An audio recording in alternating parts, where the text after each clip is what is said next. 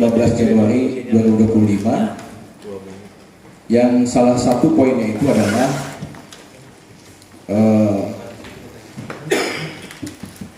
dalam upaya untuk mengklarifikasi isu yang berkembang seputar PSN dan PIK 2, hendaknya dalam tempo yang tidak terlalu lama. Dewan Pimpinan MUI Provinsi Banten untuk segera melaksanakan rapat paripurna. Nah, rapat paripurna ini dalam PO, dalam ADART yang ada dalam organisasi MUI dalam pasal 11 bahwa rapat paripurna dilaksanakan minimal setahun sekali dan dihadiri oleh pimpinan Dewan Pertimbangan Majelis Ulama Indonesia, kemudian Dewan Pimpinan Harian atau Dewan Pimpinan Majelis Ulama Indonesia Provinsi Banten, dan juga Ketua Komisi Badan dan Lembaga yang berada di bawah naungan Majelis Ulama Indonesia Provinsi Banten. Kita memiliki 20 KBL, 11 komisi, dan 9 badan dan lembaga. Alhamdulillah dari daftar yang tadi sudah ditandatangani oleh para kiai dan ibu nyai, tadi sudah ada 34 ya. 34 dari 68 yang kita undang ya. 37 sekarang, 37 sudah datang ya. Juga kami undang dari Komisi Fatwa ya. Dari Komisi Fatwa, sebagian dari Komisi Fatwa untuk hadir dalam kesempatan rapat paripurna ini. Jadi sebagaimana tadi yang saya sampaikan bahwa peserta rapat paripurna ini adalah pimpinan Dewan Pertimbangan. Jadi kalau kemudian ada dalam grup WhatsApp atau apapun ya, kita menyebutnya pimpinan Dewan Pertimbangan, mulai dari ketua, kemudian wakil ketua dan sekretaris, dan juga wakil sekretaris yang dalam susunannya itu berjumlah 8 orang. Alhamdulillah sudah hadir dalam kesempatan ini Dewan Pertimbangan 6 orang ya. Yang belum hadir Pak Fatah Sulaiman dan juga Pak Dr. Haji Indra Musadat. Kemudian dari unsur Dewan Pimpinan, Ketua Umum, Sekretaris Umum, Bendahara Umum, Wakil Ketua Umum alhamdulillah hadir ya. Para Ketua Bidang, Sekretaris Bidang sebagian juga alhamdulillah sudah hadir ya. Dan Ketua Komisi sebagian juga sudah hadir ya. Jadi atas dasar itu tentu kita melanjutkan rapat paripurna ini ya, sesuai dengan kesepakatan yang ada dalam ADART di Majelis Ulama Indonesia. Untuk selanjutnya, karena inilah rapat paripurna, maka kami mohon Ketua Dewan Pertimbangan untuk memimpin jalannya rapat paripurna ini. Pada yang terhormat Bapak Profesor Dr. K.H. Sibri Sarjaya, kami persilakan. Assalamualaikum warahmatullahi wabarakatuh. Innal hamdalillah nahmaduhu wa nasta'inuhu wa nasta'inu wa nastaghfiruh wa na'udzu billahi min syururi anfusina wa min sayyiati a'malina. Man yahdihillahu fala mudilla lahu wa man yudlil fala hadiya lahu. Asyhadu an la ilaha illallah wahdahu la syarika lah wa asyhadu anna Muhammadan abduhu wa rasuluh alladzi arsalahu bil huda basyira wa nadhira wa da'iyan ila Allah bi idnihi wa sirajan munira. Amma ba'du. Yang saya hormati Bapak-bapak dan rekan-rekan dari Dewan Pertimbangan Majelis Ulama Indonesia Provinsi Banten, hadir di sini Wakil Ketua Pak Dr. H.M. Romli, M.Hum, Profesor Suparman Usman, Profesor Soleh Hidayat, kemudian Sekretaris belum ada informasi, tapi Wakil Sekretaris hadir di sini Prof. Saburi, kemudian juga Pak Kiai Mohsinin dan Pak Dr. Endad Musadat. Belum ada informasi yang kami terima. Selanjutnya yang saya hormati Ketua Umum Majelis Ulama Indonesia Provinsi Banten, Bapak Kiai Dr. Kiai Haji Bazari MPD. Wakil Ketua Umum alhamdulillah hadir dua-duanya. Kemudian ketua-ketua Majelis Ulama, Sekretaris Umum, Sekretaris Sekretaris, Bendahara Umum. Lama sudah ketemu dengan Bendahara Umum ini. Kemudian ketua-ketua komisi, badan dan lembaga di lingkungan Majelis Ulama Indonesia Provinsi Banten yang saya muliakan dan yang saya banggakan. Pertama kali mari kita panjatkan puji dan syukur kehadirat Allah Subhanahu wa taala. Salawat dan salam semoga tercurah kepada junjungan alam Nabi besar Muhammad SAW. Kami Dewan Pertimbangan terus terang melakukan rapat pada tanggal 14. Kemudian surat tersebut diundangkan, ditanggalkan tanggal 15 yang ditandatangani oleh ketua dan sekretaris, dan pada saat itu hadir semuanya kecuali Prof. Soleh karena izin beliau ada tugas ke Semarang dalam rangka asesmen lapangan ya Prof, visitasi terkait dengan akreditasi perguruan tinggi.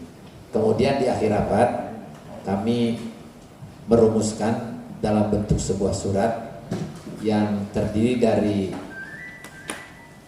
2 halaman kurang yang ditujukan kepada Majelis Ulama Indonesia Provinsi Banten, dan surat tersebut kami tembuskan ke Ketua Dewan Pertimbangan MUI Pusat di Jakarta dan Ketua Dewan Pimpinan MUI Pusat di Jakarta. Dan alhamdulillah rupanya surat tersebut sudah nyampe, karena tadi jam 6 pagi saya ditelepon oleh Sekjen yang memberitahukan bahwa surat sudah dibaca dan sudah memahami sebagian isinya tersebut. Meskipun ada beberapa masukan kepada kita, kepada kami dari Dewan Pertimbangan yang belum saya bisa sampaikan kepada teman-teman, mungkin nanti pada saat rapat Dewan Pertimbangan yang akan datang.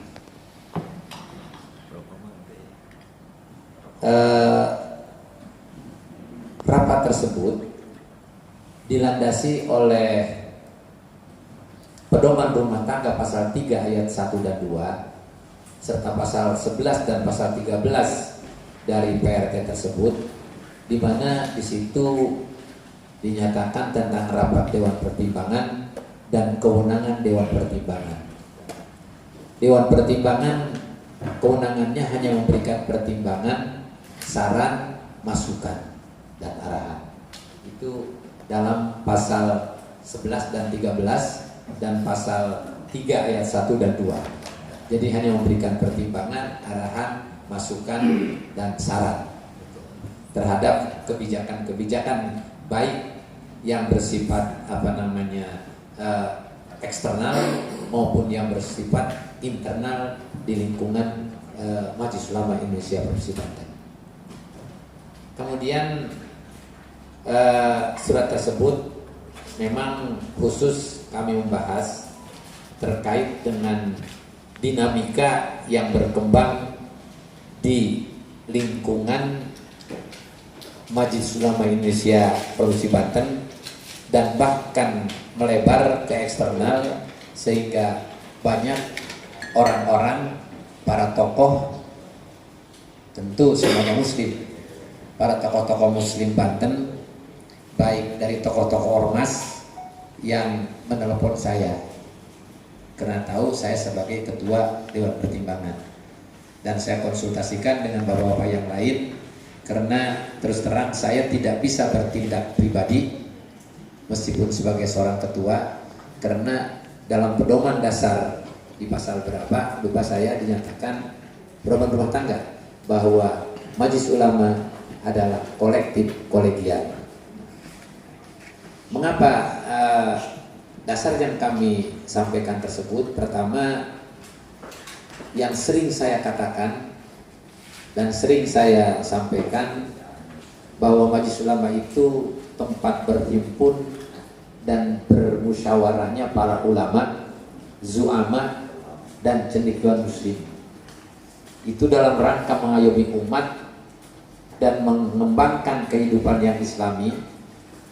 Oleh karena itu pengurus MUI semuanya, baik Dewan Pertimbangan, kemudian Dewan Pimpinan, komisi-komisi, badan, lembaga yang ada dalam lingkup organisasi Majelis Ulama Indonesia, baik di tingkat provinsi, pusat, provinsi, kabupaten, kota, maupun kecamatan atau distrik. Bahasanya di pedoman dasar distrik, gitu ya, di pedoman rumah tangga distrik. Itu kita harus memedomani kepada wawasan MUI. Kita punya wawasan dan itu harus hasil munas. Kemudian visi misi, orientasi, dan peran dari Majelis Ulama Indonesia itu sendiri sebagai khadimul ummah, shadiqul hukumah, dalam rangka himayatul ummah. Begitu kan? Jadi ada tiga. Ada peran kita sebagai khadimul ummah, pelayan umat. Yang kedua, mitra pemerintah. Dan yang ketiga adalah kita berperan sebagai tadi apa? Yang terakhir, himayatul ummah. Himayatul ummah ini kalau ketum MUI yang lama, Abah Wapres kita yang lalu, dia katakan himayatul ummah anil aqidah al-fasidah, himayatul ummah anil akhlaqil fasidah, kemudian himayatul ummah anil afkaril munharifah, dan isti'dadul mutafaqqihin lil ulumi diniyah. Itu 4. Itu statementnya Pak Abah Kiai Ma'ruf Amin sewaktu beliau masih menjadi ketua umum MUI pusat. Nah, oleh karena itu maka kami bermusyawarah tersebut. Kenapa? Karena kami melihat bahwa MUI ini harus menjadi pendamai terhadap perbedaan pendapat dan gerakan yang terjadi di kalangan umat. Apabila terjadi perbedaan pendapat di kalangan umat, maka Majelis Ulama jangan ewang-ewangan, bahasa apa tuh ewang-ewangan, tetapi kita harus menempuh jalan kompromi. Kita harus jalan kompromi, kemudian kita lakukan. Kalau tidak bisa dengan demikian, maka dilakukan al-jam'u wa taufiq. Kita melakukan kompromi dalam hal tersebut. Nah, demi terpeliharanya persaudaraan umat. Jadi oleh karena itu jangan sampai kita berbuat sendiri. Kemudian Majelis Ulama dalam kiprahnya sesuai dengan orientasi Majelis Ulama adalah syuro, maka dalam kiprahnya harus mengedepankan prinsip musyawarah melalui pengembangan sikap demokratis, akomodatif, dan aspiratif terhadap berbagai aspirasi yang tumbuh dan berkembang di tengah-tengah masyarakat. Jadi kita harus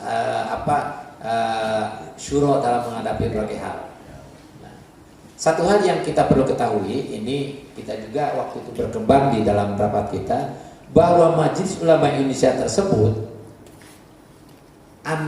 hubungan antara pusat, provinsi, kabupaten, kota, kecamatan, dan distrik yang pertama bersifat akomodatif, aspiratif, tetapi struktural administratif.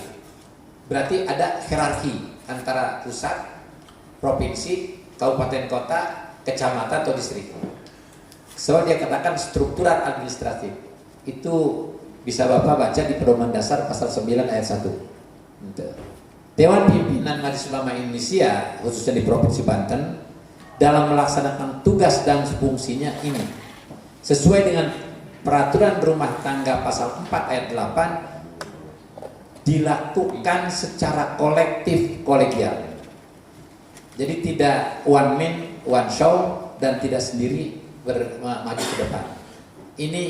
Ini yang harus dilaksanakan oleh kita. Saya kira kalau diketahui semuanya tahu. Dilaksanakan oleh kita. Oleh karena itu struktur organisasi tersebut seperti saya sampaikan pada masa pada saat silaturahim kemarin tanggal 9 Januari di Kasemen, kita itu di pusat ada yang namanya Munas, ada Mukernas. Di daerah ada yang namanya Musda, ada yang namanya Mukerda. Itu adalah perangkat-perangkat organisasi yang harus disikapi oleh kita, disikapi oleh semua pengurus MUI. Saya tidak menjabarkan di pasal 1 pedoman rumah tangga, itu terus sekali di sebagaimana keharusan kita sebagai pengurus Majelis Ulama Indonesia di semua tingkatan sejak pusat sampai distrik kecamatan. Nah, oleh karena itu kami menyarankan dan memberikan pertimbangan kepada Majelis Ulama Indonesia Provinsi Banten. Yang pertama,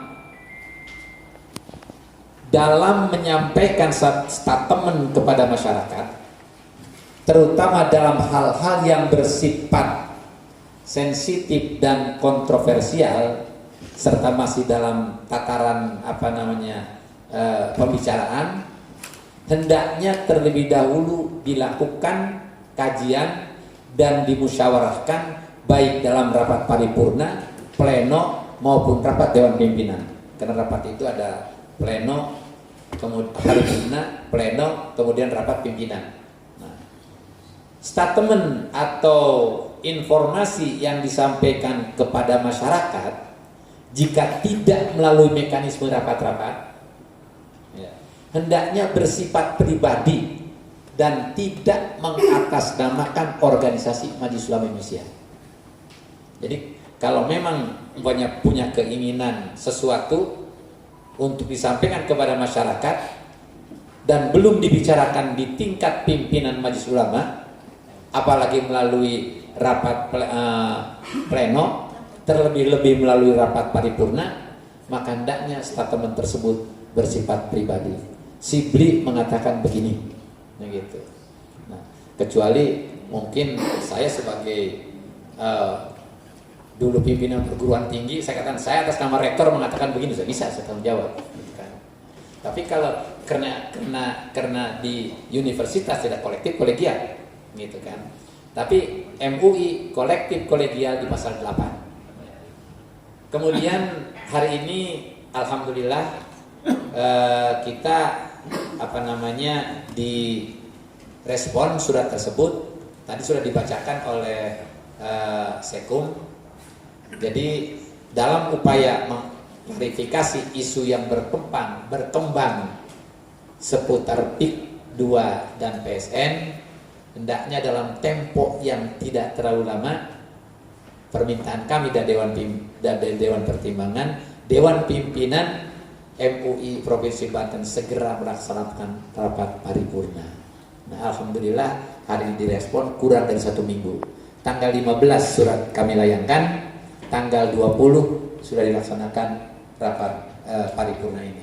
Ini apresiasi dan penghargaan kami kepada Dewan Pimpinan Majelis Ulama Indonesia Provinsi Banten. Boleh tepuk tangan.